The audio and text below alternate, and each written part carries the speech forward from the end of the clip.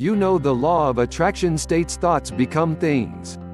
You know you need to focus your thoughts on the things you want, not on the things you don't want. Yet, no matter how well you focus your thoughts on what you want, the law of attraction still requires that you take inspired action by acting upon the opportunities that come to you. Let me repeat that, to get what you want, you must take inspired action to make your desires reality. But what is inspired action? How do you know when to take it? Follow the first step in applying the law of attraction, ask for what you want. And then wait. Ideas will come to you, little hunches if you will.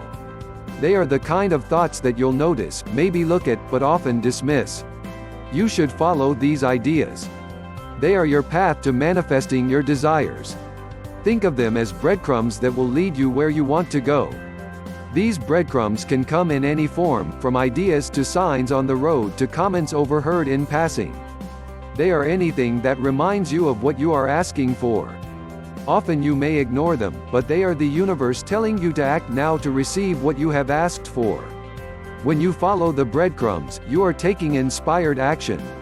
Sometimes you might get these breadcrumbs, but then disregard them because you aren't certain as to their meaning. But you need to listen to them.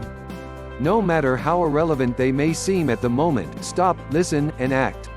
As soon as you ask for what you want, pay attention. Look for ideas and signs that will lead you to your desires. If you have even the slightest, most remote thought that something is connected to the manifestation of your desire, pay attention and act upon it. If you want to manifest a car and you have an idea that you should speak to someone or stop by a certain car dealership, those are signs from the universe. They are inspired actions you are meant to take.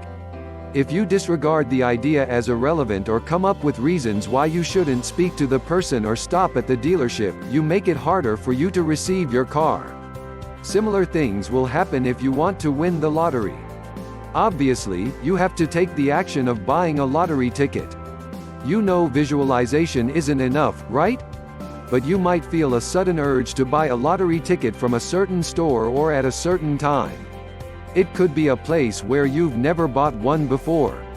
It might even be a nudge that instead of buying just one, you should buy two. Why? It could be the second one that will be the winning ticket. The key is to pay attention to your nudges and to act on them.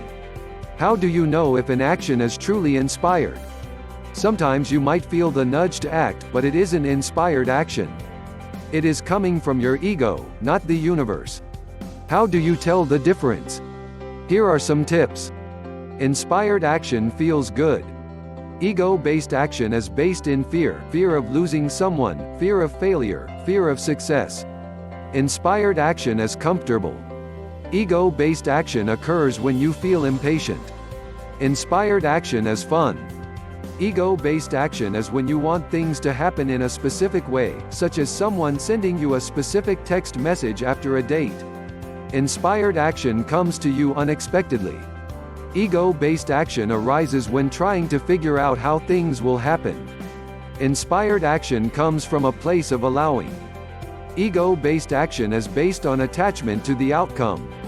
Remember, if you want to fully harness the power of the law of attraction, you need to ask, stop, listen and take inspired action.